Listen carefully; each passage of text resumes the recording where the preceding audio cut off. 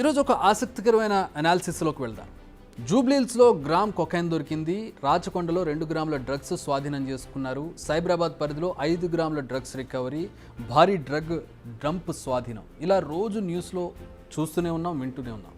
ఒకప్పుడు డ్రగ్స్ పట్టివేత అంటే ఒక సెన్సేషన్. అయ్యో అక్కడ డ్రగ్స్ దొరికాయి అనేది ఒక ఆశ్చర్యకరమైనటువంటి విషయం, ఒక సెన్సేషన్గా ఉండేది. కానీ మనం ఈరోజు విని అలవాటైపోయి డ్రగ్స్ దొరికాయంటే అదొక సాధారణ వార్త అయిపోతుంది.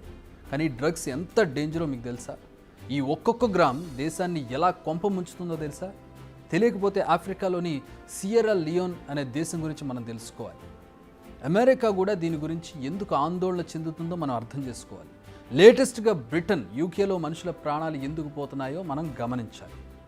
డ్రగ్స్ మొదట్లో ఆనందాన్ని, ఎక్కడ లేని ఉత్తేజాన్ని ఇచ్చి మెల్లమెల్లగా మనిషిని దానికి బానిసగా చేసి కృంగి కృషించి మనుషుల ప్రాణాలు తీసే వరకు అవి మనల్ని వదలవు. ఈ మధ్య కాలంలో చూస్తే మనం అటు ఆరోగ్యపరంగా కానీ, ఇటు సమాజంలో కుటుంబం పరువు పోవడం కానీ, ఇదంతా జరుగుతున్నా కూడా ఏది తలకెక్కడం లేదు. ఎందుకంటే అప్పటికే ఆ బాధితుడికి డ్రగ్స్ మనుషుల మెదడులోకి ఎక్కి తైతక్కలాడుతుంది. మొదట ఇలా 1 గ్రాము 2 గ్రాములతో స్టార్ట్ అవుతుంది.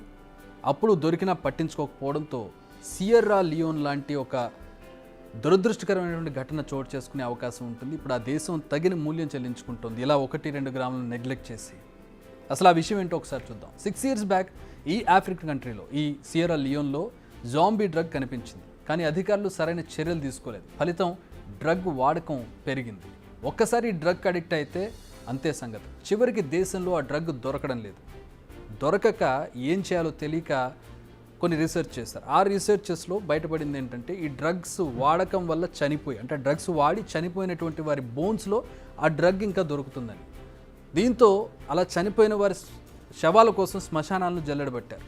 ఒక్కో శవాన్ని తవ్విదీసి ఆ బోన్స్తో మళ్ళీ డ్రగ్స్ని తయారు చేస్తున్నారు. అంటే డ్రగ్ దొరకకపోతే చనిపోయిన వాడి శరీరాన్ని, ఎప్పుడో కొన్ని ఏళ్ల క్రితం చనిపోయిన వాళ్ళని కూడా బయటకు తీసి, వాళ్ళ బోన్స్ అలాగే ఉంటాయి, ఆ బోన్స్ని బయటకు తీసి వాటిని చూర్ణం చేసి దాంట్లోంచి డ్రగ్ని ఎక్స్ట్రాక్ట్ చేసి అమ్ముతున్నారంటే అక్కడ పరిస్థితి ఎంత దిగజారిందో మనం అర్థం చేసుకోవచ్చు.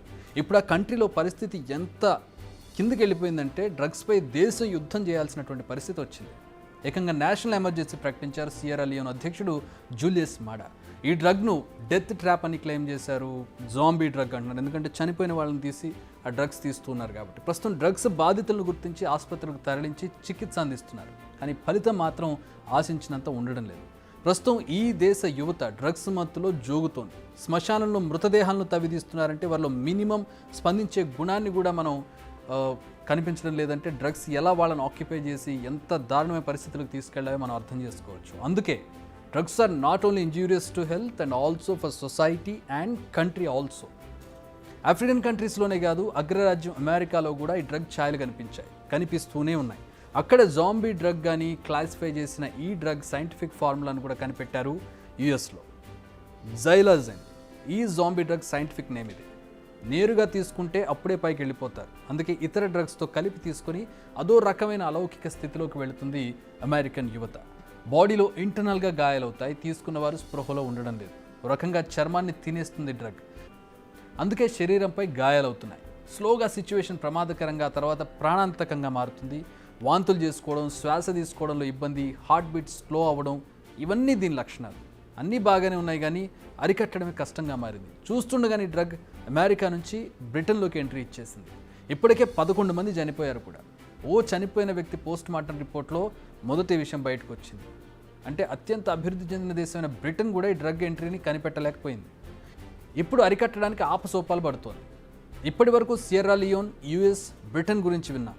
ఇప్పుడు మన దేశం విషయానికి వద్దాం. ప్రస్తుతం ఇండియాలో డ్రగ్స్ వాడడం పెరుగుతోంది. ఒకప్పుడు హై క్లాస్ పీపుల్ చేతుల్లో మాత్రమే గుట్టుగా కనిపించే డ్రగ్స్ ఇప్పుడు కాలేజీల్లోకి విచ్చలవిడిగా ఎంట్రీ ఇచ్చాయి. ఎప్పటికప్పుడు అక్కడో ఇక్కడో డ్రగ్స్ దొరుకుతూనే ఉన్నాయి. చిన్న అమౌంట్స్లో దొరుకుతుండడంతో పట్టించుకోవడం లేదు, కానీ చాప కింద నీరులా విస్తరిస్తోందనే విషయం మాత్రం అర్థమవుతుంది. ఒక్కసారి కరోనాలో ఈ జాంబీ డ్రగ్ విస్తరిస్తే పరిస్థితి ఏంటి? అక్కడెక్కడో ఆఫ్రికాలో మొదలై యుఎస్, యూకేలోకి వచ్చిన డ్రగ్ ఇండియాలోకి రాదన్న గ్యారంటీ ఏంటి? ఇప్పుడు మడిగట్టుకుని కూర్చుంటే నాశనం అయ్యేది ఓ జనరేషన్. ఒక్కసారి జాంబీ డ్రగ్ అడిక్ట్ అయిన వారిని చూస్తే తెలుస్తుంది పరిస్థితి ఎంత భయంకరంగా ఉంటుందో. అందుకే డ్రగ్స్ను కూకటి వేళ్లతో పెకిలించాల్సిన అవసరం ఉంది. నార్కోటిక్ కంట్రోల్ బ్యూరో మరింత పగడ్బందీగా పనిచేయాల్సిన అవసరం ఉంది. పాత్రదారులతో పాటు సూత్రధారులను కూడా ఎక్కడికక్కడ కట్టడి చేస్తేనే డ్రగ్స్ను అరికట్టగలం.